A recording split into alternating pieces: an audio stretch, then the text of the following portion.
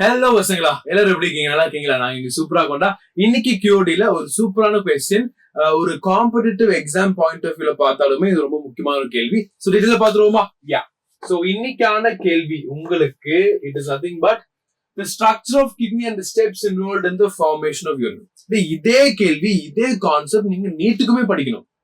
ஆனா இந்த கான்செப்ட் நீங்க இவ்வளவு டீடைல்டா இப்ப படிக்க மாட்டீங்க. ஒரு மேலாப்ல ஒரு ஜஸ்ட் வியூ கிடைக்கும். ஃபியூச்சர் ஹையர் கிளாஸஸ் டீடைலா பார்ப்போம். ஆனா இப்போ நம்ம கொஞ்சம் டீடைலா பாத்துருவோமா? இருக்கீங்களா? Yeah, fine.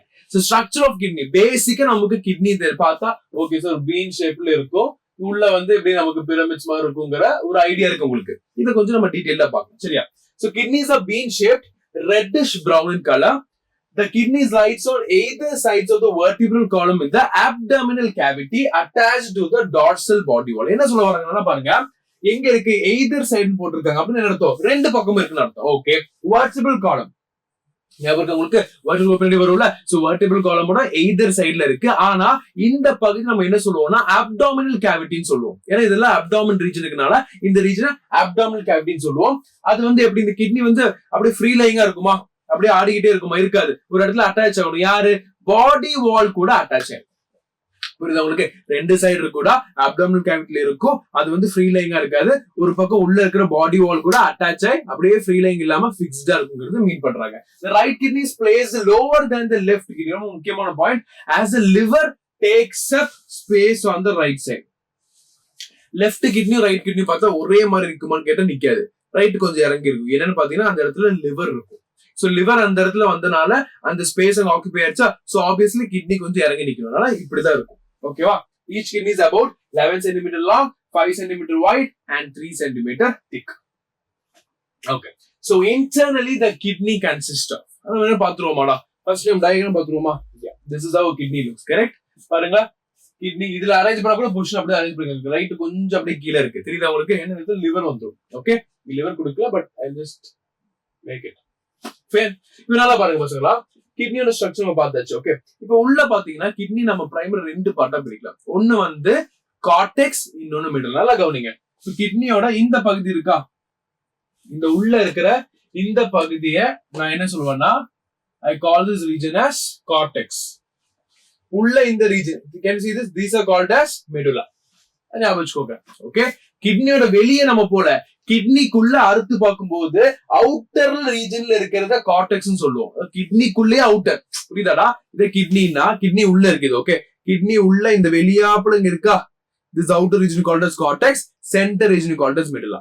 நீங்க இத பத்தி யோசிக்க கூடாது. கிளியர்? ஃபைன். சோ இது பேசிக்கான திங். இத நம்ம வச்சு கொஞ்சம் டீடைலா பார்க்கலாம். பாருங்க. So the outer dark region of the cortex, longitudinal section of the human kidney நம்ம பார்த்திருக்கோம். The inner lighter region வந்து நம்ம medulla-ன்னு சொல்லுவோம். ஓகேவா? So outer region cortex ன்னு சொல்லுவோம், inner region medulla-ன்னு சொல்லுவோம். அத நம்ம வந்து நோட் பண்ணிக்கலாம். Yeah, both of these regions contain uriniferous tubules or nephrons. அந்த ஸ்ட்ரக்சர் நீங்க வந்து பார்க்கும்போது இதுக்குள்ள, அதாவது இந்த கார்டெக்ஸ் ரீஜனும் சரி இந்த மெடுலா ரீஜனும் சரி, உள்ள பாத்தீங்கன்னா குட்டி குட்டி குட்டியா ஸ்ட்ரக்சர் இருக்கும். ஓகே, இந்த ரெட் கலர் வரையற இந்த மாதிரி குட்டி குட்டியா இருக்கும். அது என்னங்கிறது டீடைல்டா பார்த்தா நெஃப்ரான். இந்த மாதிரி ஒரு நெஃப்ரான் இருக்கும். நமக்கு தெரியும் கிட்னியோட ஸ்ட்ரக்சரல் அண்ட் ஃபங்க்ஷன் நெஃப்ரான் சொல்லுவோம். ஏன்னா கிட்னி பண்ற வேலை ஆக்சுவலி யார் பண்றா?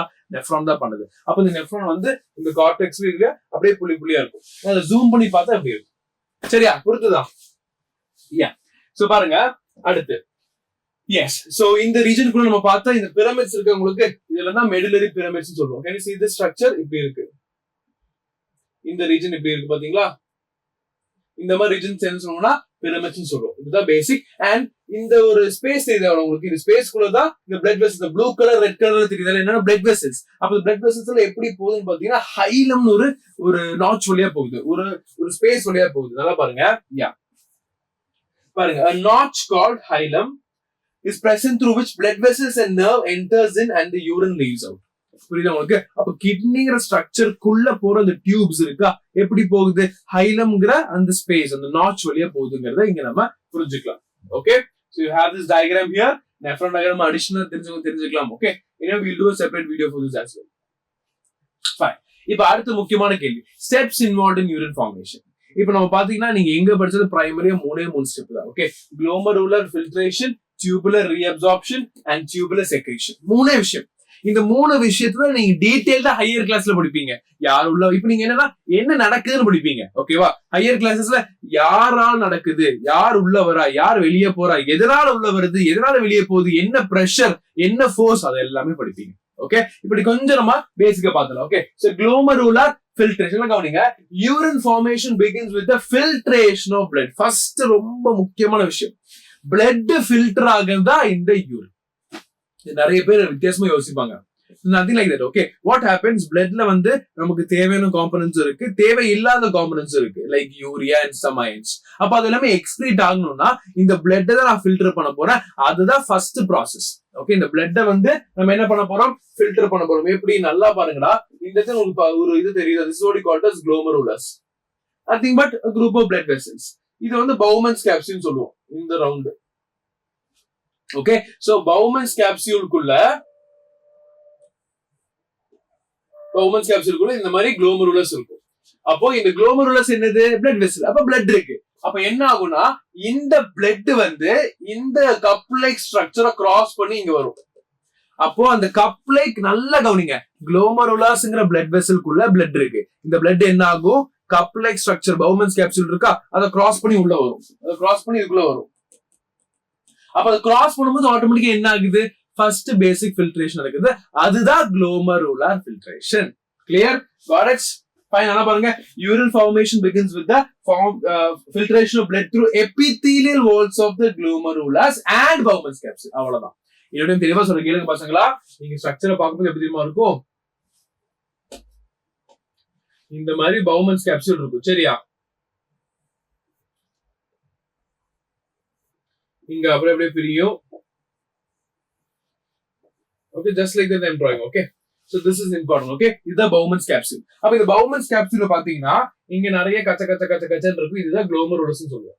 ஓகே, அப்போ blood வந்து glomerulus இருக்கக்கூடிய அந்த blood wall இருக்குல்ல, bloodல கூடிய இந்த wall, epithelial wall, அதையும் கிராஸ் பண்ணி இந்த Bowman's capsule கிராஸ் பண்ணி இதுக்குள்ள வரும். அப்ப இதுக்குள்ள வந்துருச்சா, இப்ப இதுதான் ஃபர்ஸ்ட் கட்ட ஃபில்ட்ரேஷன், குளோமருலர் ஃபில்ட்ரேஷன். இவ்வளவுதான் விஷயம். சரியா? that's the thing I'm here. Okay, அப்ப இந்த ஃபில்ட்ரேட், இப்ப இந்த ரெட் ஃபில்டர் என்ன சொல்லுவோம், this is called as the glomerular filter. very important.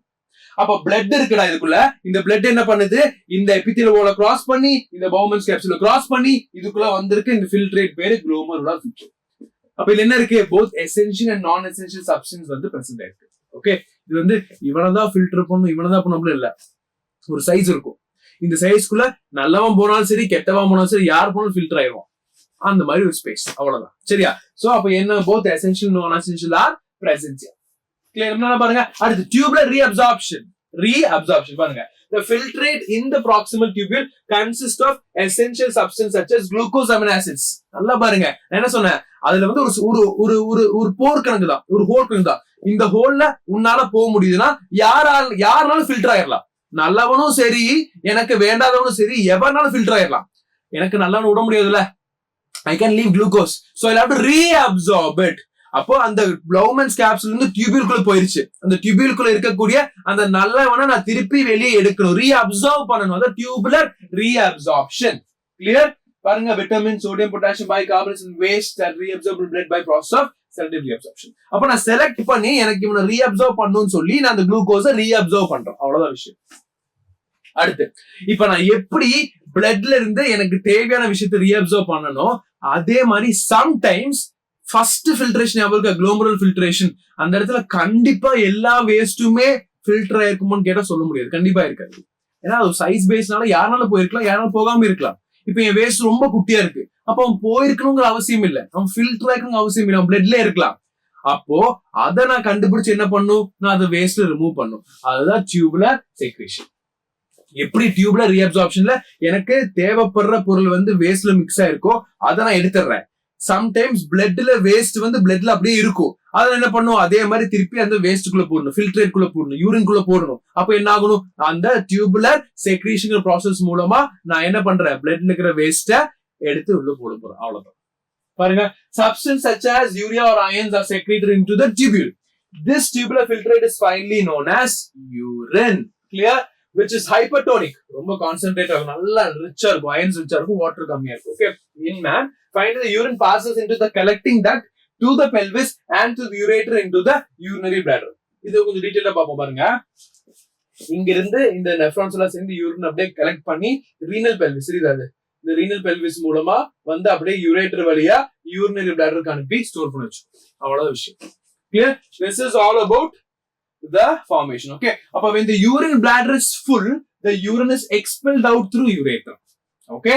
This process is called as micturition. The healthy person excretes around 1 to 2 liters of urine per day. Okay, பசங்க புரிஞ்சுதா? So இதுல ஏதாவது doubt இருந்தா கண்டிப்பா comment பண்ணுங்க. And இந்த மாதிரி எந்த question you can ask me. And all good, stay tune.